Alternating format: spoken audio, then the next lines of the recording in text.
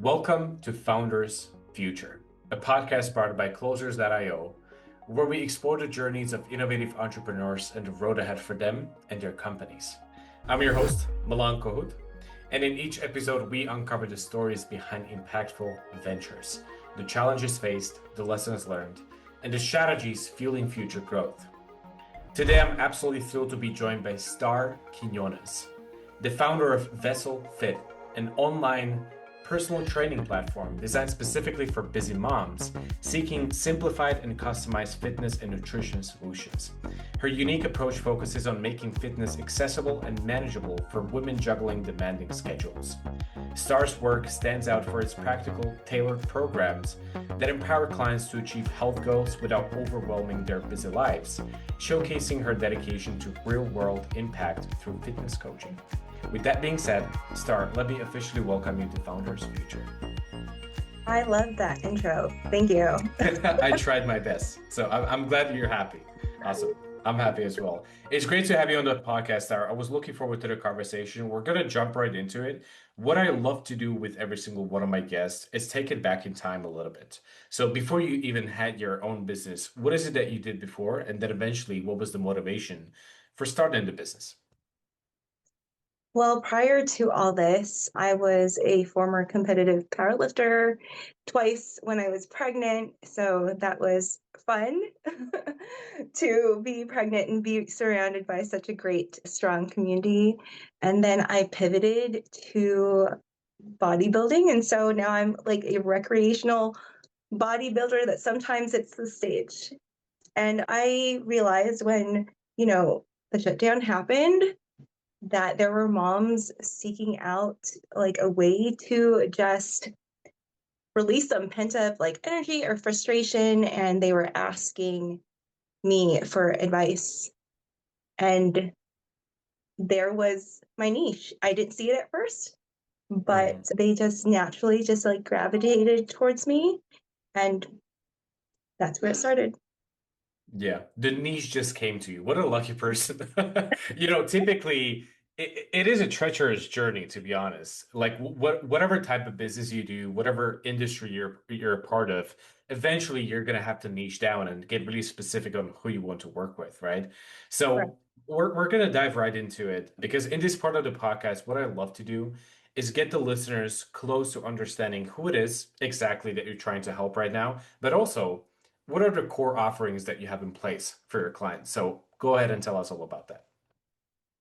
Okay, so I do help busy moms on the go with like no stress fitness. You want like things to work seamlessly into their schedules because sometimes like moms, a lot of us don't really have time to drive over and see a personal trainer. And, we want to be able to do this in the middle of our day with our children. And I want them to see that they can do it. It is possible. They don't have to always make it so complicated. I think sometimes our health journey is just overcomplicated in our own minds. Like, there are steps, or this person looks like that and that looks too hard, and so I want them to see that it is attainable. And so what I offer in app is one-on-one time with me where I can actually help the moms like walk through these steps of habit stacking. And, after like, your habit stacking, then guess what? It becomes a daily thing where you're not even thinking about these things. And then, we can move on to more complex things. Like if you have a specific number in mind that you want to see as far as your clothes go, it doesn't have to always be like on the scale. Like this is said time and time again. The scale is finicky when it comes to us ladies. So I want them to have a different mindset about what strength means. I want them to, be able to see that they are fully capable, fully resilient. That way they are setting a great example for their children and their community around them. Very I true. don't know if I Very answered true. that question. You have.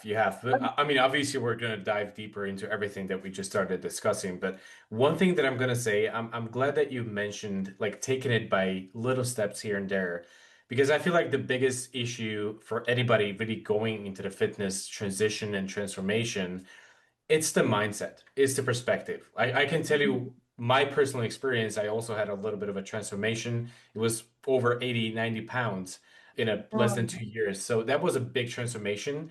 And it took me some time until I realized that it's about goal setting, right? And we really sometimes create something that is very, very unsustainable.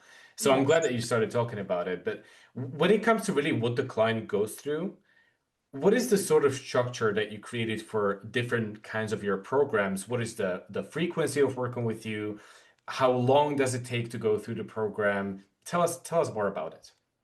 Okay, so right now I have created the Fierce Mom Method, which is a 16-week transformation program. And I really tailor this to more of like the lifestyle clients who maybe are beginners or are intermediate, who maybe just want like who may even just want accountability at the end of it, but they do want to see some changes. And sometimes I have to like give this reminder that changes can also be like, how you see yourself or how you overcome the mental hurdles, within this like overall health journey. So, we start off by like making nutrition super simple.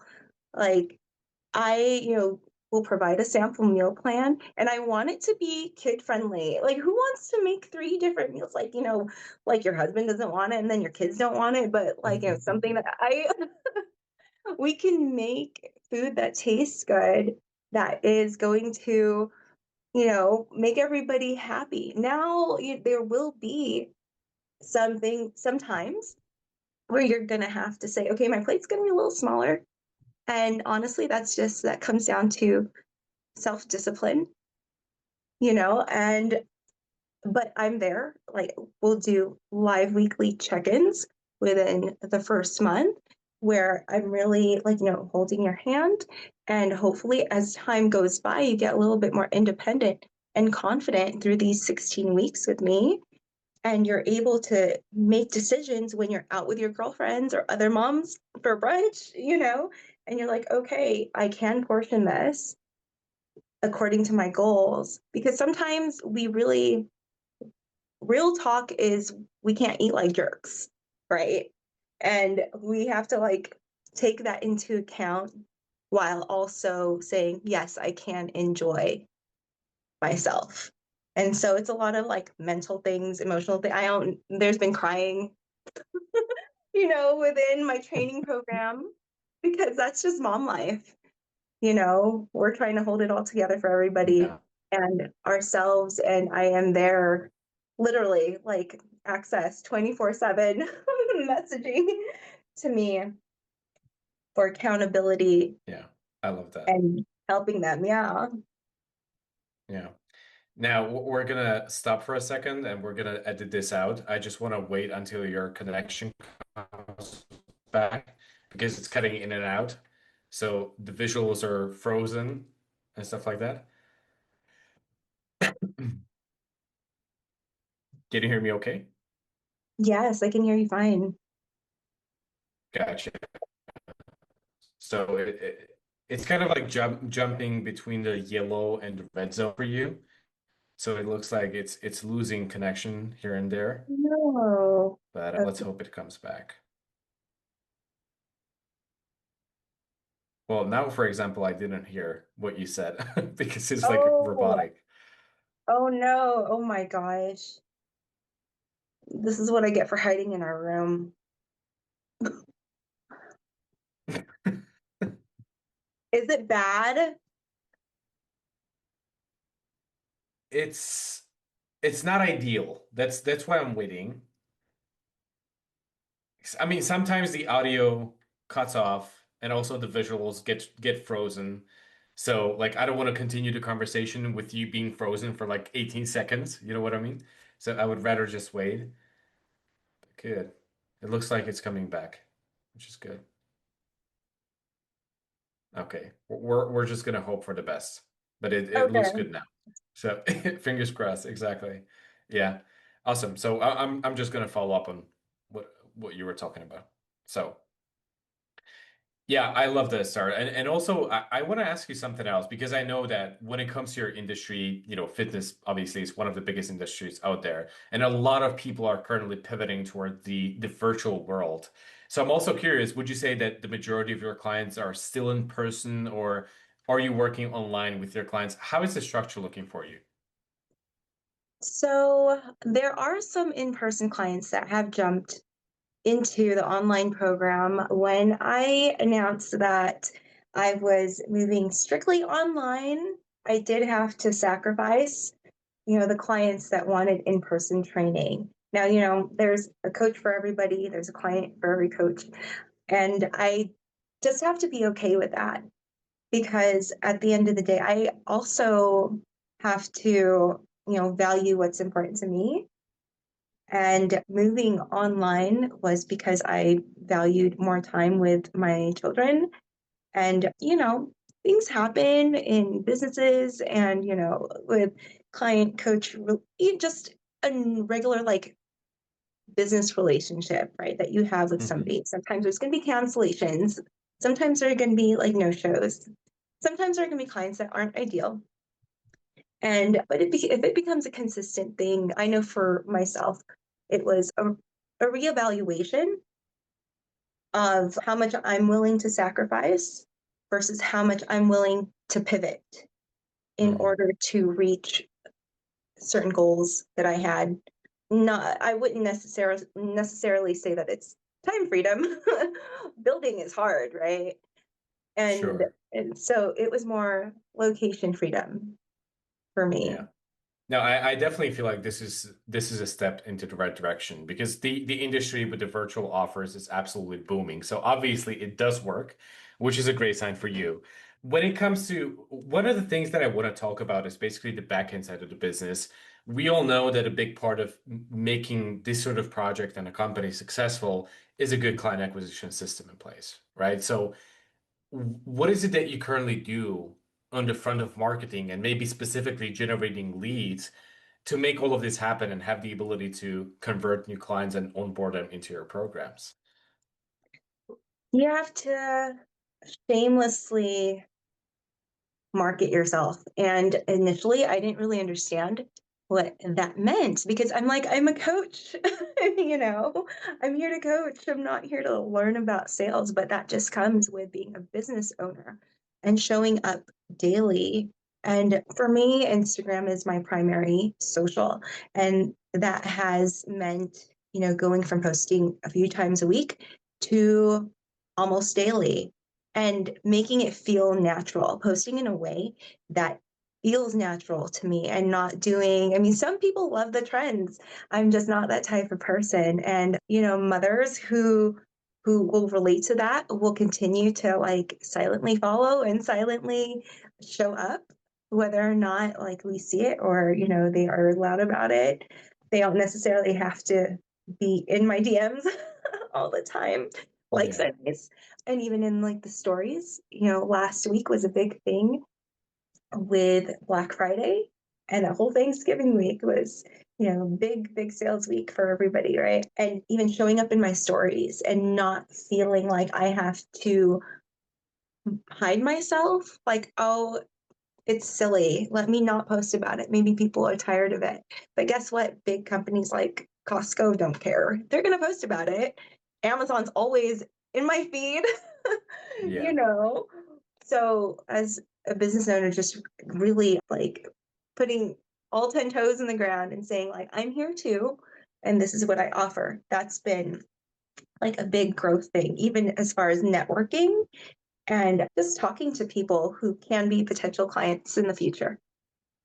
Absolutely. Especially in today's day and age. I mean, this is a very active industry. There's going to be thousands of other coaches who are posting maybe even several times a day. So if you end up not doing so and not doing the Yeah, same thing, otherwise, what is the benefit of exactly. that? So you The just got to keep algorithm's your just name gonna out help there. you. Yeah. Exactly. Yeah. Yeah, absolutely. Now, would you say that also, I mean, this is still pretty new, right? So I would assume that you've kept it on the side of organic and just tried to work with the algorithm, working on the following. Would you say that also in the future you're going to try to create something more predictable when it comes to the amount of people that you work with, that you get in contact with, and also go into the space of paid advertisement on social media?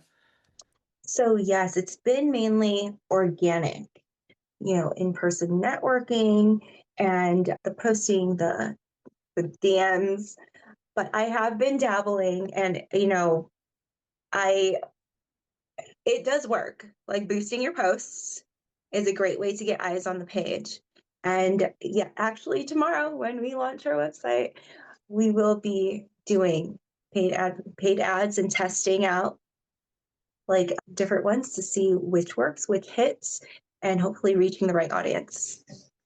Beautiful. That must be exciting for you. I feel like that's going to be a huge stepping stone. It usually is though. But when you think about all of these activities on the front of paid ads, but also creating a ton of content, posting, staying engaged with your audience, it's a lot. So I'm also curious about the vision in terms of doing these activities on a day-to-day basis. Would you rather keep it just to yourself and have basically like a one-woman show? Or is it a plan for you to create your own internal teams for marketing, sales, and possibly other departments? As I grow, yes, I do know that there, may be a time where I have to delegate these tasks because it is a lot. It is a lot on one person to mind everything, right? From like the legal things to like the content to creating the content. Like again, it goes back to like posting in a way that feels good and comfortable, that where I can look at like the content that I have and say, yes, that one can go out because that feels like me. And that's going to relate to the type of women that I want it to relate to. But yes, I feel like that would be a blessing to have a team in the future, but I guess we'll get there when we get there. Absolutely.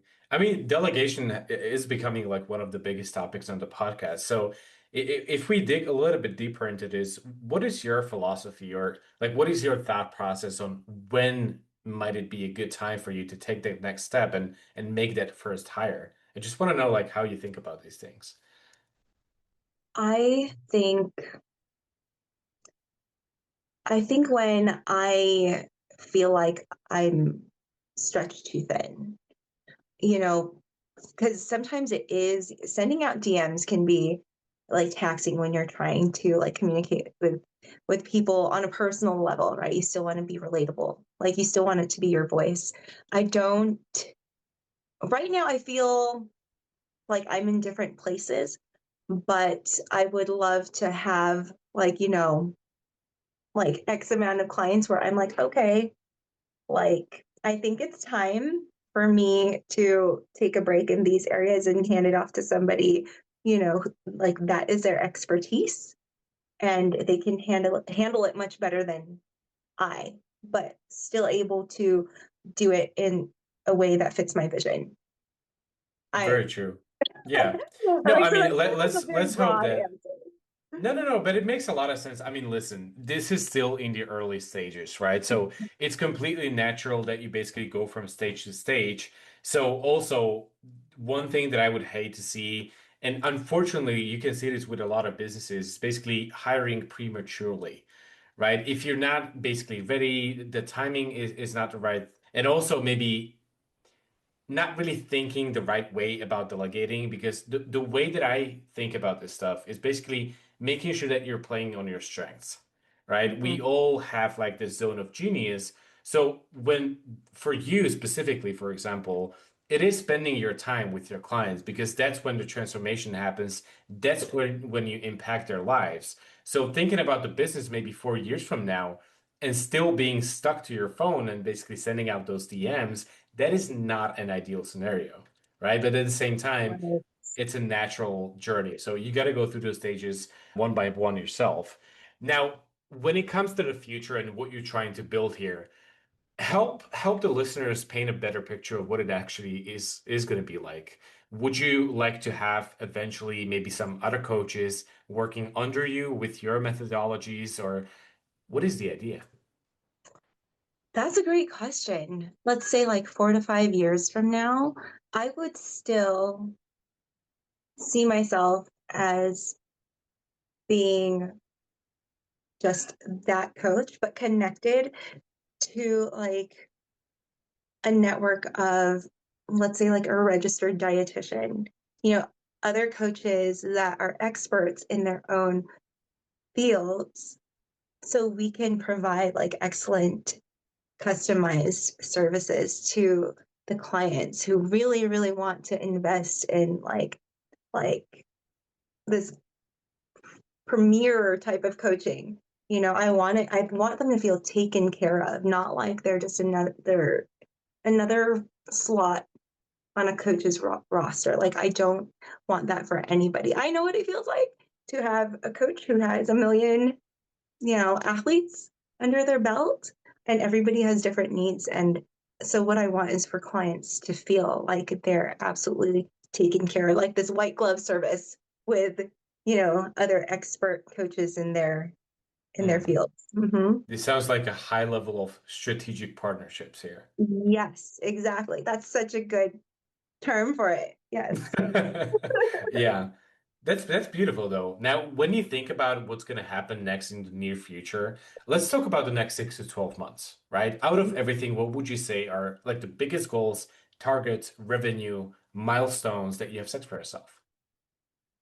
Well, I am just starting off, so like I feel like I have like, so many things, like, everything's just like these shiny things. But again, we have to like narrow it down to something realistic, right? And I'd love to build solid clientele that with a high retention rate and slowly like build on that to a capacity that I can still maintain single-handedly, and then go from there. I guess like I don't know until I know.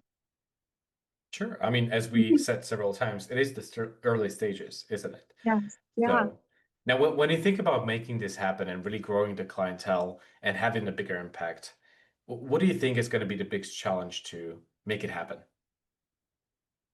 Being unafraid, like making bold steps in business, it has taught me that business owners have a lot of audacity to make things happen regardless, because like we're tunnel visioned on this goal, and if that one doesn't work out, that's okay, because there's another another thing coming up. But I think boldness, I know that's something I personally have to work on, is to just keep showing up, just like I have my clients just keep showing up every day. And for me, it would be in a business sense, in a social media sense, to have audacity, be audacious in talking about what I have to offer. Absolutely. Absolutely. I love it. Star, there is one thing that I want to say and mention.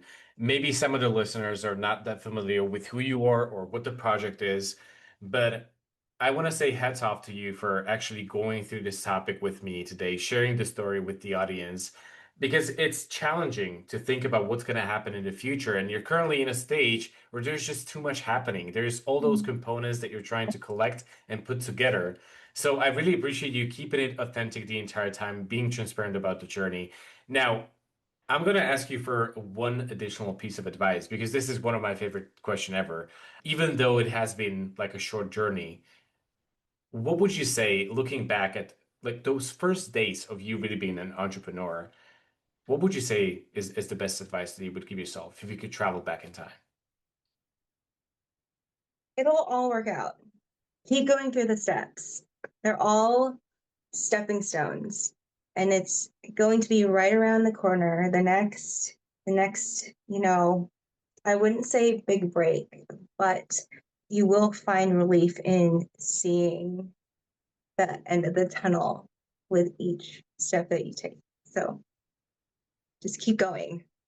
Like it Yeah. sounds really like cliche, but No, but it's that's also this is what I realistic. always say. It sounds cliche, but consistency and really following up on what you promised yourself doing, that's the key. So 100% agreed.